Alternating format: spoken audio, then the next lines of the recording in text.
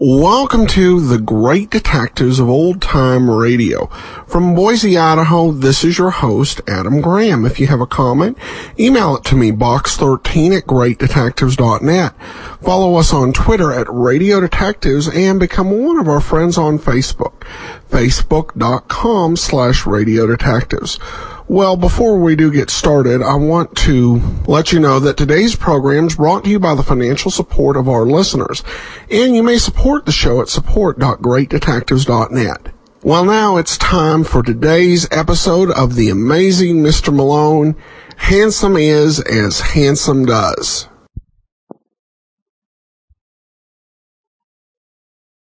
The Amazing Mr. Malone.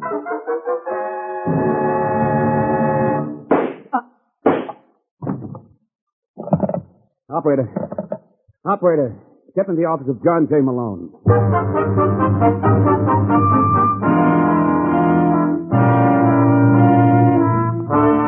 The National Broadcasting Company presents The Amazing Mr. Malone, an exciting half hour of mystery starring George Petrie as the lawyer whose practice before every type of bar has become a legend. Our locale is the city of Chicago, the time, the present, and the hero of these weekly adventures, the amazing Mr. Malone.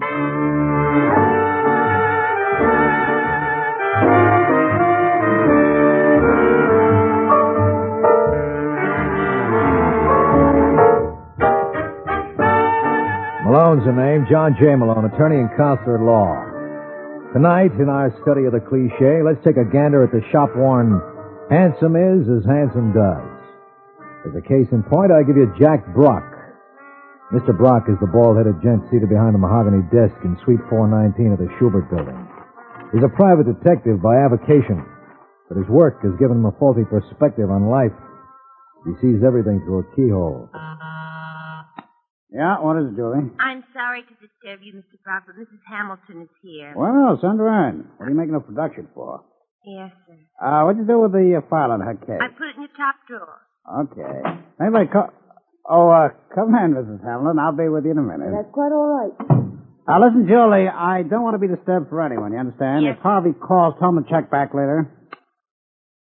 Well, I'm certainly glad to see you, Mrs. Hamilton. Got that report for you. That's fine. You, wouldn't care for a drink first. No, I wouldn't. I'm just trying to be social. No, please don't put yourself out. May I hear the report? Sure. Report filed by Ed Sylvester, June 15th, 1951. Subject, Paul Hamilton. I picked up Mr. Hamilton at 9 a.m. Do we have to go through all that? Well, you All say... I'd like to know is whether my suspicions are well-founded. What do you mean, is your husband seeing some cutie on the side? The answer's yes. And the girl's name? Eve Fenton. Eve Fenton. Uh-huh. Is she in love with Paul? Is she... That's the funniest thing I've heard in years. Well, I wish you'd explain the joke to me. Well, the Stain don't know what the word love means. She's gone with 100 guys in the last year. What does she do? Whoever she can. Right now, she's promoting your husband. Since April, he's given her over $70,000 worth of jewelry. I see. If I was you, I'd give him a dose of his own medicine. I don't follow you, Mr. Brock. Well, you're a good-looking woman. Thank you. Why don't you show him two can play that game? Find yourself a little partner? Am I to understand you're volunteering your services? You could do a lot worse. I'm not a bad guy. I've only got your word for that. Well, can't rule a guy out for trying. If there's anything I can do for you in the future... I rather doubt it. Well, you never know. Someday you may be up against it. If it comes, give me a jingle. I think you got my number.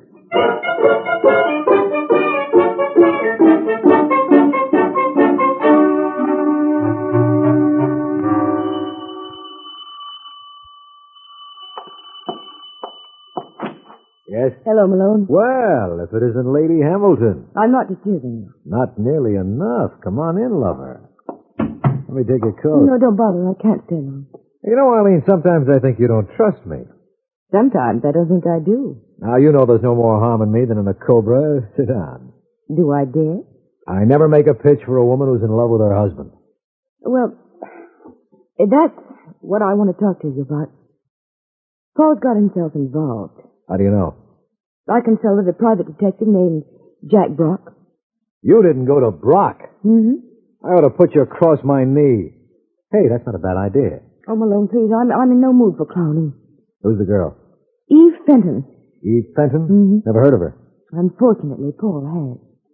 Well, what do you want me to do? Start suit for a divorce? Oh, don't be ridiculous. You know how I feel about him.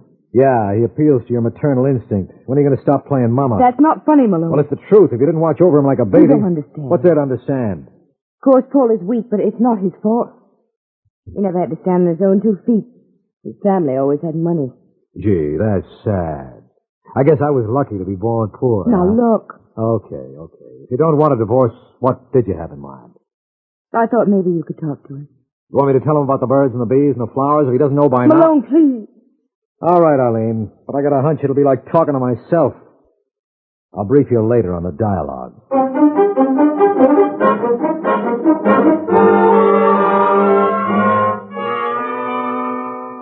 I'll say one thing for you, Malone. You've got more nerve than any 8 people I know. Now, look, Paul, this wasn't my idea. I don't like to butt in on a family squabble. Well, what do you call what you're doing? Come to think of it, you're right. But you know how Arlene feels about you. Yes, she doesn't trust me to come in out of the rain. It isn't that. Then what is it? This little girl you're tied up with, Eve Fenton. Suppose we leave her out of this. I don't see how we can. She's in this mess up to her lovely neck. She's a bad dame, Paul. You better watch that tongue, Malone. Look, I've seen the report. She's a no good... Shut up. Wait. I guess I asked for that. You certainly did. Now get out. Okay, Paul, but my mother taught me to turn the other cheek. I may be back later to give you a crack at it.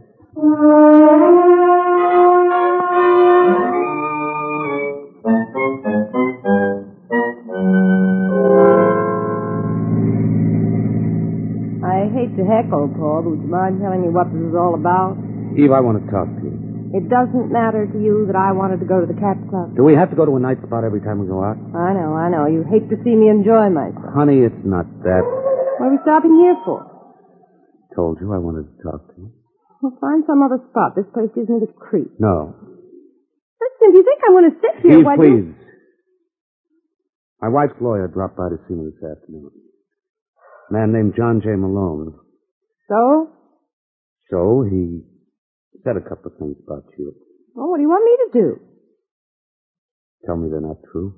How can I tell you if I don't know what he said?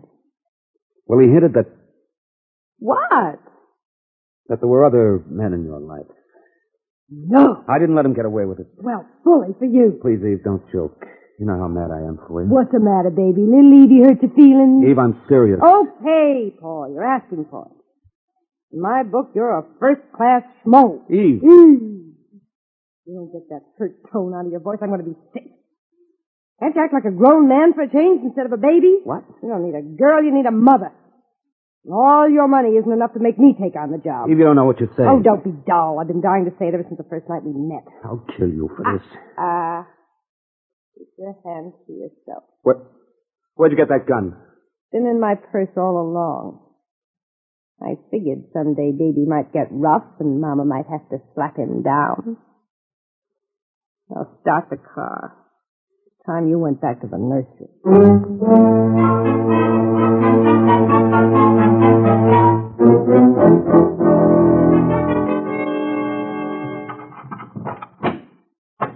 Hello, Eve. What are you doing here, Barry? I was waiting for you. Well, from now on, do it outside. My darling, I believe you're out of sorts. I don't want you hanging around. Is that understood? Well, there's no need to be huffy. After all, Eve, Shut up. You make me sick. Well, you didn't feel that way when I lined up Paul Hamilton. Say, I'm glad you mentioned that because the party's over. What on earth are you talking about? I packed him in tonight. You didn't. Didn't I? You're lying. Now admit it. All right, I'm lying. You feel better now? If you think you're going to double-cross me, Miss Fenton, you'll get another guest coming. Don't be a fool. I planned the whole thing. I did all the work. You did all the work. Look, little man, this may come as a shock, but you don't know what work is until you've spent a couple of hours with Mr. Hamilton. I've met dull people in my You're time. not going to do this to me, Eve. I won't let Oh, you. drop dead. You hear me? I won't let you. There. Stop it. I can't. Barry.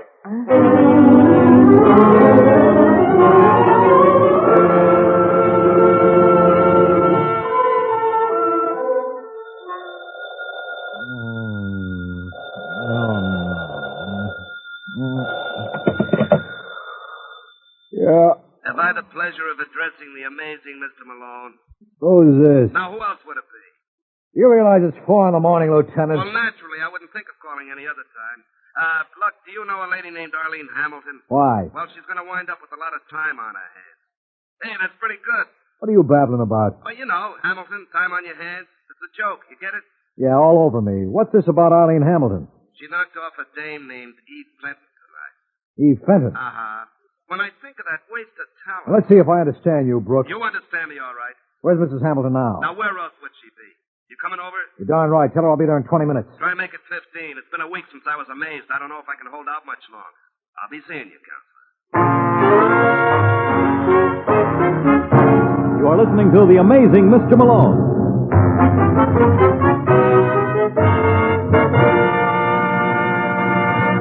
It's the Silver Jubilee on NBC. Sunday evening brings you a trio of top adventures over NBC. The Saint, Martin Kane, Private Eye, and Mr. Moto. 3 programs designed to bring you mystery, suspense, and high adventure. Tom Conway is featured as Simon Templar, alias the Saint, a fellow with an eye for excitement and the ability to get himself into plenty of trouble. Martin Kane, Private Eye, is a new addition to our detective panel, starring popular stage and motion picture actor Lloyd Nolan as Martin Kane. Martin Kane will be in for plenty of action this Sunday on the first show of his new series. Also for your Sunday night listening, Mr. Moto, ace security agent, aids the occupation forces in their constant fight against those who would destroy world peace.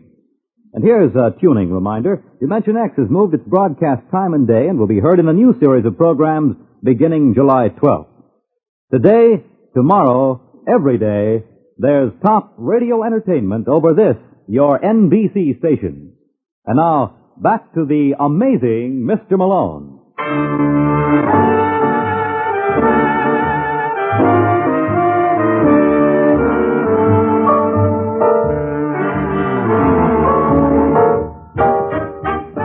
Well, that's the way it goes. Some nights can be murder, and this one was. 20 minutes after I learned Eve Fenton had been foully done in, I was down at headquarters, and when I walked in, strangely enough, I was greeted by Lieutenant Brooks with open arms.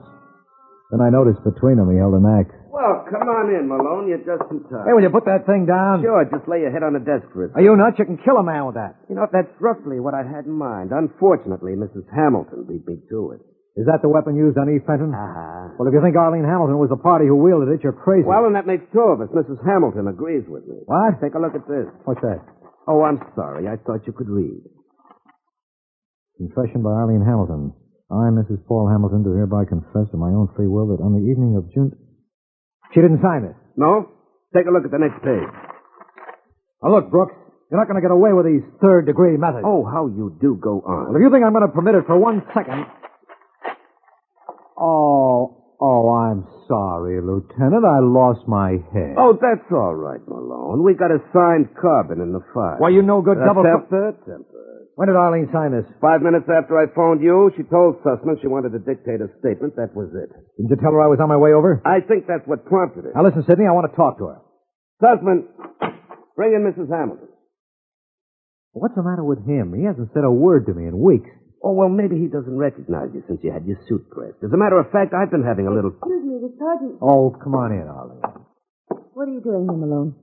Well, you sent for me. Didn't they tell you I changed my mind? You're going to need someone to represent you. No, I won't. I signed a confession. Look, Arlene, let's stop kidding each other. You didn't kill Eve Fenton. Where's your motive? She took Paul away from me. So you grabbed an axe and made like George Washington? Yes. Then why weren't your fingerprints on it? How do you know they weren't? Were they? No, she wiped them off. Then that proves she didn't do it. Oh, that's what I love about you, Malone. Your logical mind. Look, Sidney, can't you see she's protecting someone? No. Who? Her husband. That's not true. Why should I? Because you got a mother complex and you think Paul needs protecting. Come to think of it, you may be right. What do you mean? The last time we had a little talk, he slapped me down. Maybe it's time I had my turn at bat. I'll let you know if I score.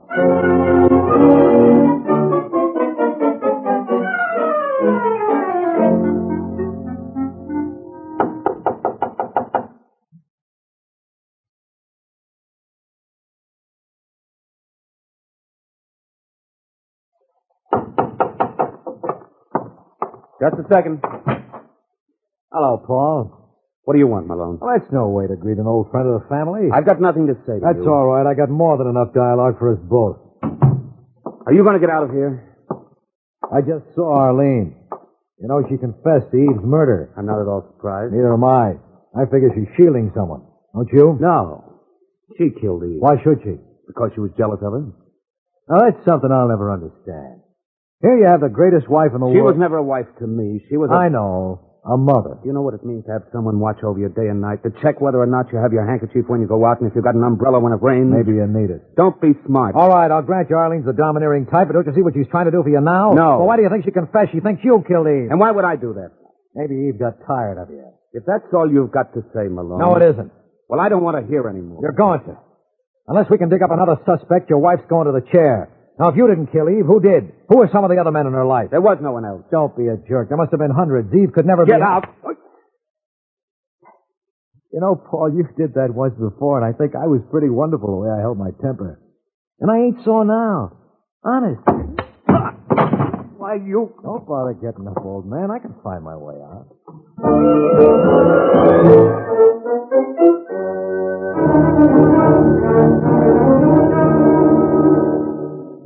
Hey, fella. Me? Yeah, I wonder if you could help me out. Where's the Belmont Arms? Oh, it's the building I just came out of. Now, that's a coincidence, boy. You live there? Why? Because I was wondering if you might know a character named Barry Phillips. What's the meaning of this? Oh, don't tell me you're him. Well, it certainly is a small world. Who are you? Brock's my name, Jack Brock. I'm a private investigator. A what? Don't you ever listen to the radio? They call them private eyes. What do you want with me? Suppose we go someplace where we can have a drink, huh? Now, I You know can a say spot anything you want to right here. Okay. A lady came into my office some time back. Her name was Arlene Hamilton. So? So, it seemed like her husband was seeing a cutie on the side. A little girl named, Now, what was her name again? How would I know? Well, who should know better? You introduced the two of them. You're insane. I never even heard of Eve Fenton. Did I say that was her name? Yes. Funny, I don't remember it. Look, Mr. Brock. B-R-O-C-K. Well, if you're quite through... No, I'm not. Imagine my surprise when I opened the paper this morning and read about this Eve Fenton being knocked off. And then I noticed a very strange oversight. Did you? Yeah. The papers didn't mention $70,000 worth of jewelry she got from Paul Hamilton. What do you suppose happened to her? I've no idea. Well, I have. I figure the killer took it. You've got your nerve. Now, don't get me wrong, Barry. I would in his place, especially if Eve double-crossed me. What do you mean by that? Just what it sounded like. Now, I know a fence who would take the stuff off our hands for 30 cents on a dollar. Get out of my way. You won't do better elsewhere. $11,000 apiece ain't to be sneezed at. Are you going to get out of my way? Okay, Barry. Don't say later I didn't give you a chance. But if I can't do business with you, I'll have to find myself another customer. Take care of yourself, fella.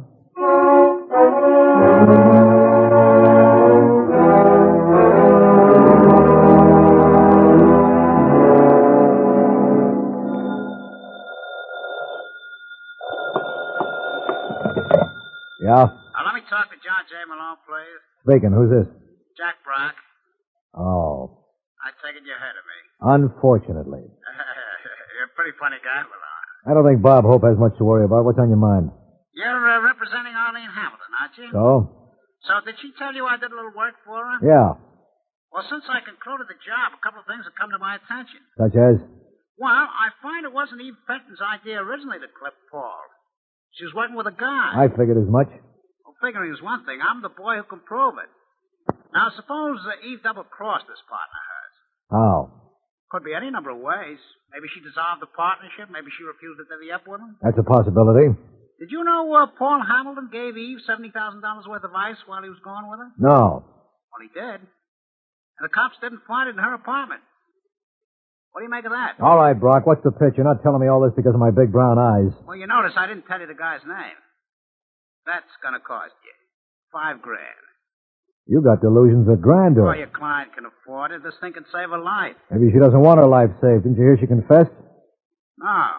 When did that happen? A couple of hours ago. Well, I'll tell you what I'll do. I'll give you the guy's name and address for $1,000. 500, you got a deal. When will I get the money?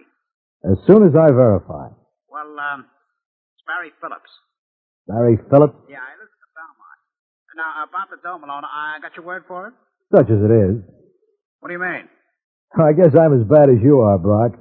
But don't let it ruin your faith in all men. It's just two of us who can't be trusted.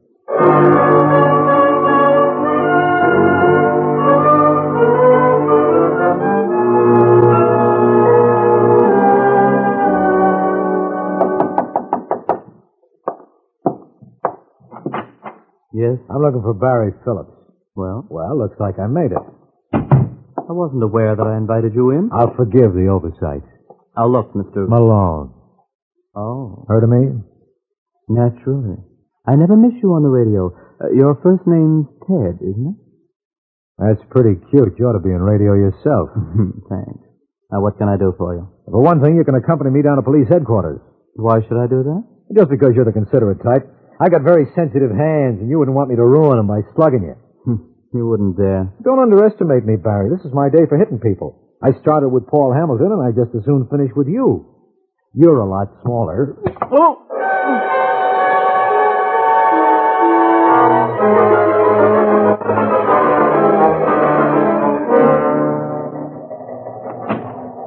Yo, Lieutenant, I'm back. Hey, Sussman, hide the valuables. That man's here again. You know, if someone heard you, they think you weren't glad to see me. Now, I wonder how they'd get that impression. Listen, you schlemiel, I got this whole case figured out. Oh, you're kind of slow, Malone. I had it figured out hours ago. You don't really believe that phony confession Arlene Hamilton made? I most certainly do. Where's she now? Home. Judge McAllister granted bail 20 minutes ago. Well, I got a hunch it's the last you've seen of her. Oh, she'll be back. I doubt it. You see, I know who killed Eve Fenton. Do tell. Yeah. It was a little boy named Barry Phillips. Are you out of your mind? Did you find any jewelry in Eve's apartment? No. Well, Paul gave her $70,000 worth. Where did it go to? Oh, you tell me. You're the one who's amazing. The killer took it. Robbery was the motive for this murder. It's as simple as that. Eve and Barry were partners, and he thought she double-crossed him. Where's this Barry Phillips now? In his room at the Belmont, I slugged him. What'd you want to do that for? Well, look, Lieutenant, for 30-odd years, I've been looking for the one man in this town I could lick. Today, I found him. Wouldn't I be a fool to let him get away?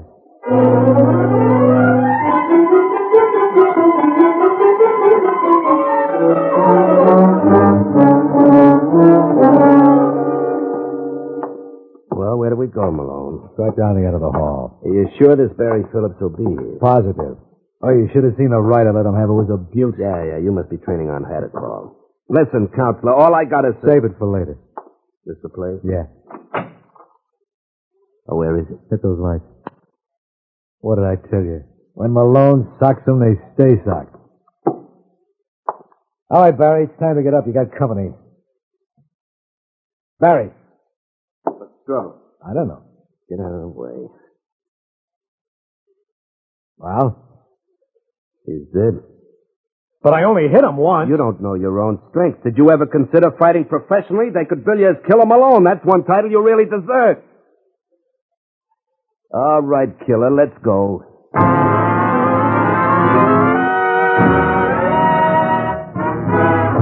You're listening to The Amazing Mr. Malone.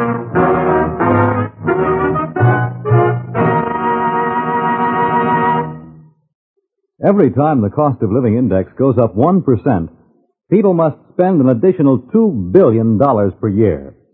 This same inflation strikes at defense, too. In the next 2 years, defense costs are estimated at around $140 billion.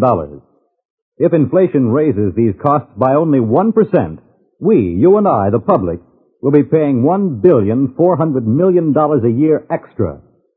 No one man and no act of Congress can stem this tide of inflation, this I-bomb whose effects are more widespread than those of the atom bomb itself. But if we all act together, we can win. What can I do, you ask? First, don't buy anything you don't actually need.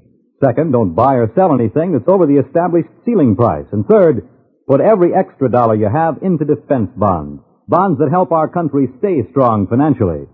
Sign up for payroll savings where you work, first thing tomorrow. And now, back to the amazing Mr. Malone.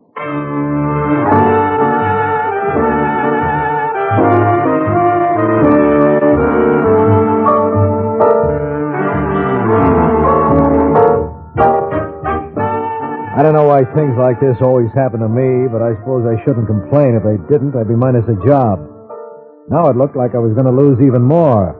And while I retired to a neutral corner, Lieutenant Brooks counted Barry out. Well, he's dead, all right. You know, I certainly got to hand it to you, Counselor, and wouldn't I love to? But I tell you, Lieutenant, I barely touched him. Oh, you must pack a wallop like Joe Louis. If you escape the chair, maybe I can get you to sign a testimonial for the Everlast people. Help me turn them over. If you don't mind. Oh, come on, Malone. This is no time for you to go delicate. Uh-oh. I was afraid of this. Huh? What do you make of this little round hole in his back? It ain't a lifesaver. Well, maybe it is, because it sure saves your life. He was shot. Then I didn't kill him. Are you sure? Of course I'm sure. Or maybe you forgot. After you hit him, maybe you pumped a slug in him just to make sure he was out. Don't talk like a jerk. Oh, I hate to see such an opportunity go to waste. Listen, Lieutenant, I got it all figured out. Oh, that's what I love about you, Malone. You're like the U.S. mail. Nothing stops I you. tell you, I see it all now. I know who killed him. All right, who? The same party who killed Eve Fenton. Can you latch on to Jack Brock? The private detective? Yeah. What's he got to do with it? I'll tell you later, but we'll need him and Paul Hamilton. What about your client, Mrs. Hamilton? Oh, by all means, let's have her, too. I always do my best work when there's a lady in the house.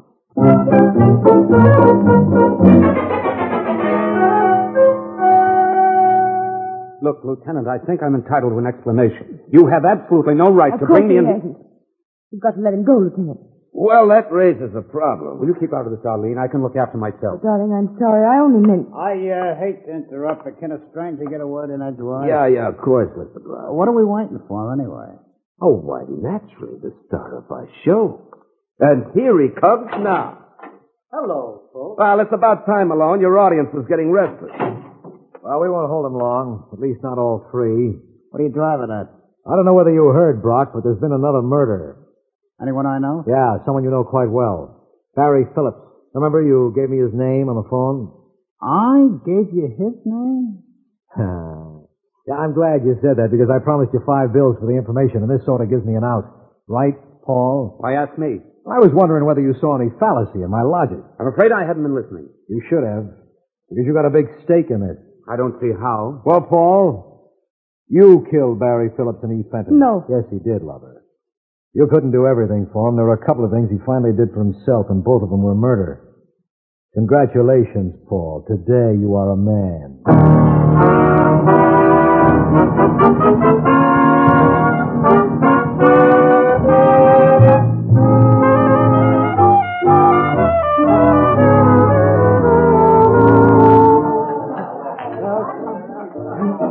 All right, Lieutenant. We've finished eating, so whenever you're ready. Whenever I'm ready for what? Well, don't you want to ask me any questions? Not particularly. Well, don't you want to know why Paul killed Eve Fenton? Oh, that's pretty obvious. He wanted to get even. The dame played him for a sucker, and his ego couldn't take it. You're probably wondering why he killed Barry Phillips. Oh, for the same reason he killed Eve. Barry was in on the plot to clip him. Oh. Well, no doubt you're puzzled about what happened to the missing jewel. Oh, don't be ridiculous. Paul took it after he killed Eve, just so it shouldn't be a total loss. You saw all that? But don't tell me I've amazed the amazing Mr. Malone. Oh, in that case, I'm going home and cut my throat. I've got nothing else to live for. Good night, Counselor.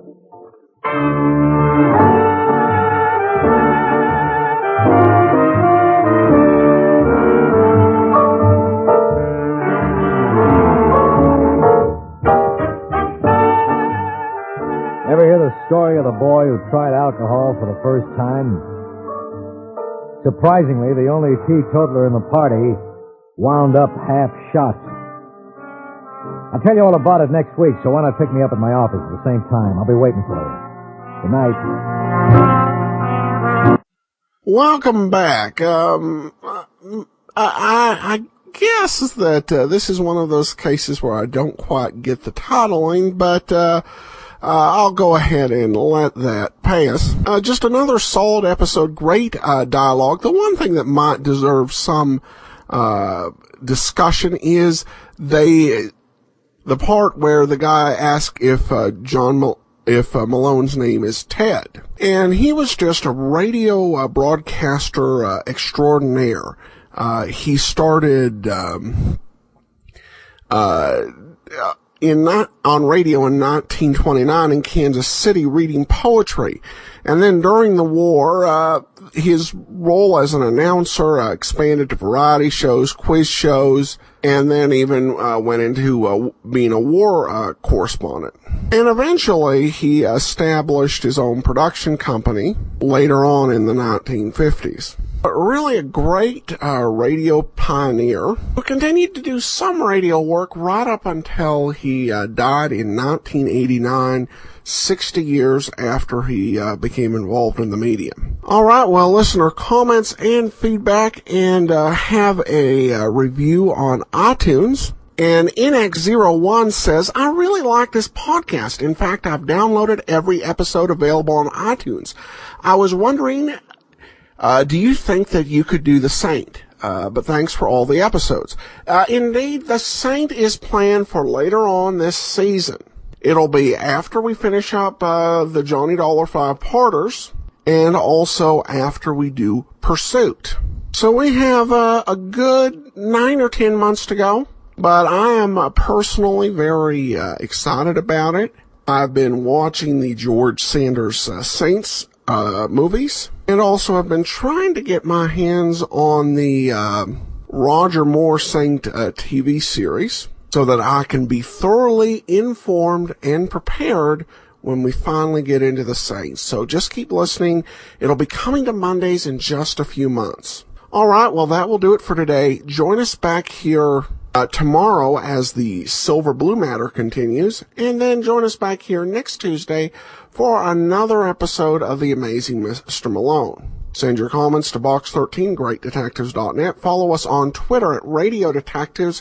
And before I go, I want to say we now have 100 reviews on iTunes, so thanks for all your great comments and reviews there. From Boise, Idaho, this is your host, Adam Graham, signing off.